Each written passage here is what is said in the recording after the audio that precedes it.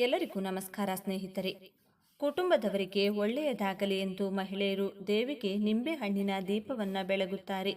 ದೇವರ ಪೂಜೆಯಲ್ಲಿ ದೀಪಾರಾಧನೆ ಬಹಳ ಮಹತ್ವವನ್ನ ಪಡೆದಿದೆ. ದೀಪವು ಎಲ್ಲ ರೀತಿಯ ನಕಾರಾತ್ಮಕತೆಯನ್ನ ದೂರ ಮಾಡುವುದರ ಜೊತೆಗೆ ಸಕಾರಾತ್ಮಕತೆಯನ್ನ ಸಹ ಶುದ್ಧಿ ಮಾಡುತ್ತದೆ. ದೀಪಾರಾಧನೆಯಲ್ಲಿ ಹಲವು ವಿಧಗಳಿವೆ. ಅವುಗಳಲ್ಲಿ ನಿಂಬೆಹಣ್ಣಿನ ದೀಪವು ಸಹ ಪ್ರಮುಖವಾಗಿದ್ದು, ನಿಂಬೆಹಣ್ಣಿನ ದೀಪ ಬಹಳ ಶ್ರೇಷ್ಠ ಹಾಗೂ ಶಕ್ತಿಯುತವಾದದ್ದು. ಆಧ್ಯಾತ್ಮಿಕ ಜಗತ್ತಿನಲ್ಲಿ ನಿಂಬೆಹಣ್ಣಿಗೆ ಬಹುಮುಖ್ಯವಾದ ಸ್ಥಾನವಿದೆ. ಈ ಹಣ್ಣನ್ನ ಆಧ್ಯಾತ್ಮಿಕ ಜಗತ್ತಿನಲ್ಲಿ ಹಣ್ಣುಗಳ ರಾಜ ಎಂದೇ ಕರೆಯಲಾಗುತ್ತದೆ. ನಿಂಬೆಹಣ್ಣು ದೀಪದ ಪ್ರಾಮುಖ್ಯತೆ ಏನು, ಈ ದೀಪವನ್ನ ಯಾವ ದೇವರಿಗೆ ಬೆಳಗಿಸಬೇಕು, ಯಾವ ಸಮಯದಲ್ಲಿ ಹಚ್ಚಬೇಕು ಎಂಬಿತ್ಯಾದಿ ಕುತೂಹಲಭರಿತ ಮಾಹಿತಿಗಳನ್ನ ಈ ವಿಡಿಯೋದಲ್ಲಿ ತಿಳಿದುಕೊಳ್ಳೋಣ ಬನ್ನಿ. ಅದಕ್ಕೂ ಮುಂಚೆ ನೀವಿನ್ನು ಚಾನಲ್ಗೆ ಸಬ್ಸ್ಕ್ರೈಬ್ ಆಗಿಲ್ಲ ಅಂದರೆ ಈಗಲೇ ಸಬ್ಸ್ಕ್ರೈಬ್ ಆಗಿ, ಹಾಗೆ ವಿಡಿಯೋಗೆ ಲೈಕ್ ಮಾಡಿ, ವಿಡಿಯೋ ಸ್ಕಿಪ್ ಮಾಡದೆ ಕೊನೆ ತನಕ ನೋಡಿ. ಈ ನಿಂಬೆಹಣ್ಣಿನ ಉಲ್ಲೇಖವು ಪೌರಾಣಿಕ ಕಥೆಗಳಲ್ಲೂ ಕೂಡ ಕಂಡುಬರುತ್ತೆ. ವೇದಕಾಲದಲ್ಲಿ ನಿಂಬಾಸುರ ಎಂಬ ರಕ್ಕಸ ಕ್ಷಾಮವನ್ನ ಸೃಷ್ಟಿಸಿ ಜಗತ್ತಿನ ಜನರನ್ನೆಲ್ಲ ಪೀಡಿಸುತ್ತಿದ್ದ. ಇದರಿಂದಾಗಿಯೇ ಜಗತ್ತು ದುರಂತವನ್ನ ಎದುರಿಸಬೇಕಾಗಿತ್ತು.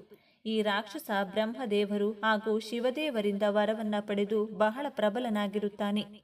ರಾಕ್ಷಸನ ಕ್ರೂರ ಕೃತ್ಯಗಳಿಂದ ನರಳುತ್ತಿರುವ ಜನರ ದುಸ್ಥಿತಿಯನ್ನ ಕಂಡು ಅಗಸ್ತ್ಯ ಮಹರ್ಷಿಗಳು ಭೂಮಿಯನ್ನ ವಿನಾಶದಿಂದ ತಪ್ಪಿಸಲೆಂದು ದುರ್ಗಾದೇವಿಯ ಮೊರೆ ಹೋಗುತ್ತಾರೆ. ಅಗಸ್ತ್ಯರ ಕಠೋರ ತಪಸ್ಸಿನಿಂದ ಪ್ರಸನ್ನರಾದಂತಹ ದುರ್ಗಾದೇವಿಯು ನಿಂಬಾಸುರನನ್ನ ಸಂಹಾರ ಮಾಡುತ್ತಾರೆ. ತನ್ನ ಮರಣಕ್ಕೂ ಮೊದಲು ನಿಂಬಾಸುರ ತನ್ನ ತಪ್ಪುಗಳನ್ನ ಅರಿತು ದೇವಿಯಲ್ಲಿ ಕ್ಷಮೆಯನ್ನ ಕೋರುತ್ತಾನೆ. ದೇವಿಯ ಪವಿತ್ರ ಪಾದಗಳಲ್ಲಿ ಸ್ಥಾನವನ್ನ ನೀಡುವಂತೆ ಪ್ರಾರ್ಥಿಸಿಕೊಳ್ಳುತ್ತಾನೆ. ದೇವಿಯು ನಿಂಬಾಸುರನನ್ನ ನಿಂಬು ಫಲ ಎಂಬ ಹಣ್ಣಿನ ರೂಪವನ್ನ ಪಡೆಯುವಂತೆ ಅನುಗ್ರಹಿಸುತ್ತಾಳೆ. ಅಂದಿನಿಂದ ನಿಂಬಾಸುರ ನಿಂಬೆಹಣ್ಣಿನ ರೂಪದಲ್ಲಿ ದೇವಿಯ ಪಾದಗಳಲ್ಲಿ ಸ್ಥಾನವನ್ನ ಪಡೆಯುತ್ತಾನೆ.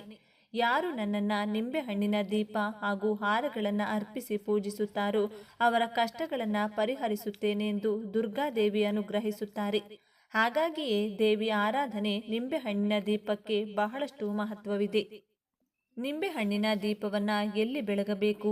ನಿಂಬೆಹಣ್ಣಿನ ದೀಪವನ್ನ ಶಕ್ತಿ ಸ್ವರೂಪಿಣಿಯರಾದ ಮೂಕಾಂಬಿಕಾ ದೇವಿ, ಅಂಬಾ ಭವಾನಿ ದೇವಿ, ನಿಮಿಷಾಂಬ ದೇವಿ, ಚಾಮುಂಡೇಶ್ವರಿ ದೇವಿ ಮಂದಿರ, ಮಾರಿಯಮ್ಮ ಮಂದಿರ, ದುರ್ಗಾದೇವಿ ಮಂದಿರ, ಚೌಡೇಶ್ವರಿ ದೇವಿ ಮಂದಿರ, ಬನಶಂಕರಿ ದೇವಿಯ ದೇವಾಲಯಗಳಲ್ಲಿ ಬೆಳಗಿಸಬೇಕಾಗುತ್ತದೆ. ಆದರೆ ಮಹಾಲಕ್ಷ್ಮಿ ಹಾಗೂ ಸರಸ್ವತಿಯರ ದೇಗುಲಗಳಲ್ಲಿ ನಿಂಬೆಹಣ್ಣಿನ ದೀಪವನ್ನ ಬೆಳಗಬಾರದು. ಅಂದ್ರೆ ಕ್ರೌರ ರೂಪದ ದೇವಿಯ ದೇವಾಲಯಗಳಲ್ಲಿ ಮಾತ್ರ ನಿಂಬೆಹಣ್ಣಿನ ದೀಪವನ್ನ ಬೆಳಗಿಸಲಾಗುತ್ತದೆ. ಏಕೆಂದ್ರೆ ಈ ಹಣ್ಣಿನ ದೀಪವನ್ನ ಬೆಳಗಿ ನಿಂಬೆಹಣ್ಣಿನ ಮಾಲೆಯನ್ನ ಅರ್ಪಿಸುವುದರಿಂದ ಅವರ ಉಗ್ರ ಕೋಪವು ಶಮನಗೊಳ್ಳುತ್ತದೆ. ಅಷ್ಟೇ ಅಲ್ಲದೆ ದೇವಾಲಯಗಳಲ್ಲಿ ದೇವರಿಗೆ ಅರ್ಪಿಸುವ ನಿಂಬೆಹಣ್ಣನ್ನ ಮನೆಯಲ್ಲಿ ಇರಿಸಿದ್ರೆ ಮನೆಯಲ್ಲಿ ನಕಾರಾತ್ಮಕ ಶಕ್ತಿಗಳ ಪ್ರಭಾವ ಕಡಿಮೆಯಾಗುತ್ತೆ. ನಿಂಬೆಹಣ್ಣಿನ ದೀಪವನ್ನ ಯಾವ ಸಮಯದಲ್ಲಿ ಬೆಳಗಬೇಕು? ದೇವಿಯ ದೇವಾಲಯಗಳಲ್ಲಿ ಮಂಗಳವಾರ ಹಾಗೂ ಶುಕ್ರವಾರಗಳಂದು ರಾಹುಕಾಲದಲ್ಲಿ ನಿಂಬೆಹಣ್ಣಿನ ದೀಪವನ್ನ ಬೆಳಗಬೇಕು. ರಾಹುಕಾಲದ ಸಮಯದಲ್ಲಿ ದುರ್ಗೆಯನ್ನ ಪೂಜಿಸೋದ್ರಿಂದ ರಾಹು ದೋಷ ಹಾಗೂ ಗ್ರಹಚಾರಗಳು ನಿವಾರಣೆಯಾಗುತ್ತವೆ. ಶಕ್ತಿ ದೇವತೆಯರಾದ ಶ್ರೀ ಬನಶಂಕರಿ, ಶ್ರೀ ಚಾಮುಂಡೇಶ್ವರಿ, ಶ್ರೀ ಮೂಕಾಂಬಿಕಾ ಮುಂತಾದ ದೇವಿಯರಿಗೆ ಮಂಗಳವಾರ ಹಾಗೂ ಶುಕ್ರವಾರ ರಾಹುಕಾಲದಲ್ಲಿ ಶ್ರದ್ಧಾ ಭಕ್ತಿಯಿಂದ ಪೂಜೆಯನ್ನ ಸಲ್ಲಿಸಿದರೆ ಯಶಸ್ಸು, ಸೌಭಾಗ್ಯ ಹಾಗೂ ಸಕಲ ಐಶ್ವರ್ಯಗಳು ಪ್ರಾಪ್ತಿಯಾಗುತ್ತವೆ. ರಾಹುಕಾಲದ ಪೂಜಾ ವಿಧಿವಿಧಾನಗಳಲ್ಲಿ ನಿಂಬೆಹಣ್ಣಿನ ದೀಪವು ಪ್ರಮುಖ ಪಾತ್ರ ವಹಿಸುತ್ತದೆ. ಜಾತಕಗಳಲ್ಲಿ ಶನಿ, ರಾಹು, ಕುಜ ಹಾಗೂ ಕೇತುಗಳ ತೊಂದರೆ ಇರುವಾಗ ಮಂಗಳವಾರ ಹಾಗೂ ಶುಕ್ರವಾರಗಳಂದು ರಾಹುಕಾಲದಲ್ಲಿ ನಿಂಬೆಹಣ್ಣಿನ ದೀಪವನ್ನ ಬೆಳಗಬೇಕು. ಅಂದ್ರೆ ಮಂಗಳವಾರ ಸಂಜೆ 3ರಿಂದ 4:30 ತನಕ ಹಾಗೂ ಶುಕ್ರವಾರ ಬೆಳಿಗ್ಗೆ 10:30ರಿಂದ 12 ಗಂಟೆಯ ತನಕ ದೇವಾಲಯಗಳಲ್ಲಿ ಶಕ್ತಿ ದೇವತೆಯರಿಗೆ ದೀಪವನ್ನ ಬೆಳಗಿಸಬೇಕು. ಈ ಸಮಯದಲ್ಲಿಯೇ ರಾಹುಕಾಲವಿರುತ್ತದೆ. ನಿಂಬೆಹಣ್ಣಿನಿಂದ ಶಕ್ತಿ ದೇವತೆಯರಿಗೆ ದೀಪದ ಆರತಿ ಮಾಡಿದರೆ ಮುತ್ತೈದೆ ಸ್ಥಾನ ಗಟ್ಟಿಯಾಗುತ್ತೆ. ಅಲ್ಲದೆ ಅವಿವಾಹಿತ ಹೆಣ್ಣು ಮಕ್ಕಳಿಗೆ ಕಂಕಣ ಭಾಗ್ಯ ಕೂಡಿ ಬರುತ್ತೆ ಮತ್ತು ಸಕಲ ಇಷ್ಟಾರ್ಥಗಳು ಸಹ ಶೀಘ್ರವಾಗಿ ಸಿದ್ಧಿಸುತ್ತವೆ. ಅಷ್ಟು ಮಾತ್ರವಲ್ಲದೆ ನಿಂಬೆಹಣ್ಣಿನ ಸರಮಾಲೆ ದೇವಿಗೆ ಅರ್ಪಿಸಿದ್ರೆ ಸಕಲ ಕಾರ್ಯಗಳು ಸುಗಮವಾಗಿ ಜರುಗುತ್ತವೆ. ಸಾಮಾನ್ಯವಾಗಿ 5 ಅಥವಾ 9 ನಿಂಬೆಹಣ್ಣಿನ ದೀಪವನ್ನ ಬೆಳಗಬೇಕು. 9 ವಾರಗಳ ಕಾಲ ನಿಂಬೆಹಣ್ಣಿನ ದೀಪ ಬೆಳಗುವುದು ಸೂಕ್ತ. ತುಪ್ಪದಿಂದಲೇ ದೀಪವನ್ನ ಬೆಳಗಿಸಿದ್ರೆ ತುಂಬಾ ಶುಭಕರ. ದೇವಾಲಯಗಳಲ್ಲಿ ದೀಪವನ್ನ ಬೆಳಗಿದ ನಂತರ ದೇವಿಗೆ ಅಷ್ಟೋತ್ತರ ಪೂಜೆಯನ್ನ ಮಾಡಿಸಬೇಕು.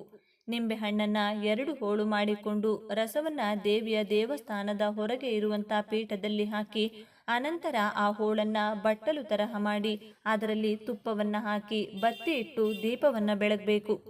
ಆ ದೀಪವನ್ನು ತಟ್ಟೆಯಲ್ಲಿಟ್ಟು ದೇವಿಗೆ ಆರತಿಯನ್ನು ಮಾಡಿ ಆ ನಂತರ ಈ ದೀಪ ಉರಿಯುವಾಗ ದೀಪದ ಜ್ವಾಲೆಯು ದುಷ್ಟಶಕ್ತಿಯನ್ನು ದೂರ ಮಾಡಿ ಎಲ್ಲ ರೀತಿಯಲ್ಲಿಯೂ ನಮ್ಮನ್ನು ರಕ್ಷಣೆ ಮಾಡುತ್ತದೆ.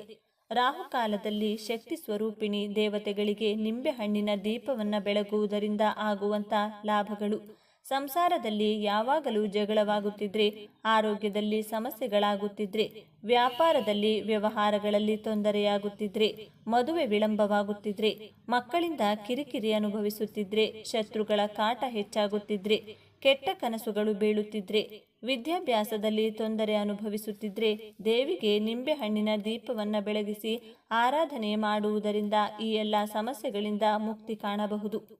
ಇನ್ನೊಂದು ನಿಂಬೆಹಣ್ಣಿನಿಂದ ಈ ಚಿಕ್ಕ ಪರಿಹಾರ ಮಾಡಿಕೊಳ್ಳಿ. ಒಂದು ಗಾಜಿನ ಲೋಟದಲ್ಲಿ ಗಾಜಿನ ಗ್ಲಾಸ್ನಲ್ಲಿ ಶುದ್ಧವಾದ ನೀರಿನಲ್ಲಿ ನಿಂಬೆಹಣ್ಣನ್ನು ಇಟ್ಟು ಆ ನಿಂಬೆಹಣ್ಣನ್ನು ನಾವು ಆ ಗಾಜಿನ ಗ್ಲಾಸ್ನಲ್ಲಿ ಮುಳುಗಿಸಿಟ್ಟಾಗ ಅದು ವ್ಯಾಪಾರ ಸ್ಥಳದಲ್ಲಿ ಆಗಬಹುದು, ಮನೆಯಲ್ಲಾಗಬಹುದು.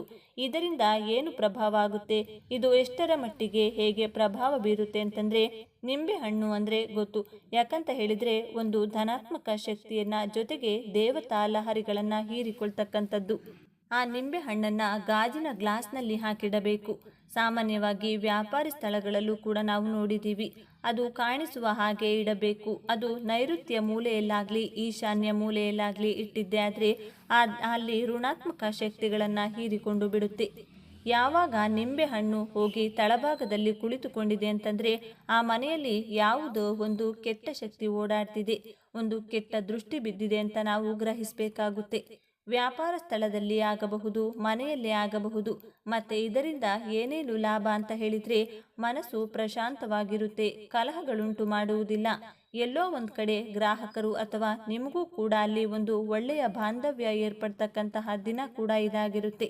ಅದರ ಜೊತೆಗೆ ದೈವಿ ಒಂದು ಶಕ್ತಿಗಳು ಕೂಡ ಅಲ್ಲಿ ಸೇರ್ತಕ್ಕಂಥ ಒಂದು ಯೋಗ ಕೂಡ ಇದಾಗಿರುತ್ತೆ. ನರದೃಷ್ಟಿಯನ್ನು ನಿಯಂತ್ರಣ ಮಾಡಲು ಆ ನಿಂಬೆಹಣ್ಣು ಮತ್ತು ಗಾಜಿನ ಗ್ಲಾಸ್, ಟ್ರಾನ್ಸ್ಪರೆಂಟ್ ಗ್ಲಾಸ್ ಯಾಕೆ ಅಂತ ಹೇಳಿದರೆ ಆ ದೃಷ್ಟಿ ಬಿದ್ದಾಗ ಅದು ರಿಫ್ಲೆಕ್ಟ್ ಆಗಿ ಹಾಗೆ ವಾಪಸ್ ಹೋಗುತ್ತದೆ. ಗಾಜಿನ ನೀರು ವಾರಕ್ಕೆ 1 ಸಾರಿ ಬದಲಾಯಿಸಬೇಕು.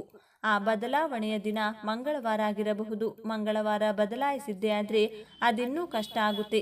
ಮಂಗಳವಾರ ಬದಲಾಯಿಸೋದು ಬಿಟ್ಟು ಬೇರೆ ಯಾವಾಗಾದರೂ ಬದಲಾಯಿಸಿಕೊಳ್ಳಿ. ವಾರಕ್ಕೆ 1 ಸಾರಿ ಬದಲಾಯಿಸಬೇಕು. ಆ ನೀರು ಏನು ಮಾಡಬೇಕು, ಎಲ್ಲಾದರೂ ಒಂದು ಕಡೆ ಹಾಕಬೇಕು. ಆ ನಿಂಬೆ ಹಣ್ಣನ್ನು ಮನೆಗೆ ಉಪಯೋಗಿಸಿಕೊಳ್ಳಬಾರದು. ಆ ನಿಂಬೆ ಹಣ್ಣನ್ನು ಯಾವುದಾದರೂ ಗಿಡದ ಕೆಳಗಡೆ ಹಾಕಿದ್ದೆ ಆದರೆ ಆ ಒಂದು ದೃಷ್ಟಿ ಕೂಡ ಪರಿಪೂರ್ಣವಾಗಿ ಹೋಗುತ್ತೆ. ಅದು ಹಾಕಿದ ಮೇಲೆ ಕೈಕಾಲು ಮುಖ ತೊಳ್ಕೊಂಡು ದೀಪವನ್ನು ಹಚ್ಕೋಬೇಕು. ಸ್ನೇಹಿತರೆ, ನಿಂಬೆಹಣ್ಣಿನ ದೀಪದ ಕುರಿತು ಹಲವಾರು ವಿಶೇಷ ಮಾಹಿತಿಗಳನ್ನೆಲ್ಲ ತಿಳಿದುಕೊಂಡ ತಮಗೆಲ್ಲರಿಗೂ ಆ ಭಗವಂತನ ಕೃಪಾ ಕಟಾಕ್ಷ ಸದಾ ಕಾಲ ಇರಲೆಂದು ಕೋರಿಕೊಳ್ಳುತ್ತಾ, ನಿಮಗೆ ಈ ವಿಡಿಯೋ ಇಷ್ಟವಾಗಿದ್ದಲ್ಲಿ ಲೈಕ್ ಮಾಡಿ, ಶೇರ್ ಮಾಡಿ ಮತ್ತು ಸಬ್ಸ್ಕ್ರೈಬ್ ಮಾಡಿಕೊಳ್ಳಿ. ಎಲ್ಲರೂ ಭಕ್ತಿಯಿಂದ ಓಂ ಚಾಮುಂಡೇಶ್ವರಿ ನಮಃ ಅಂತ ಕಮೆಂಟ್ ಮಾಡಿ. ಧನ್ಯವಾದಗಳು.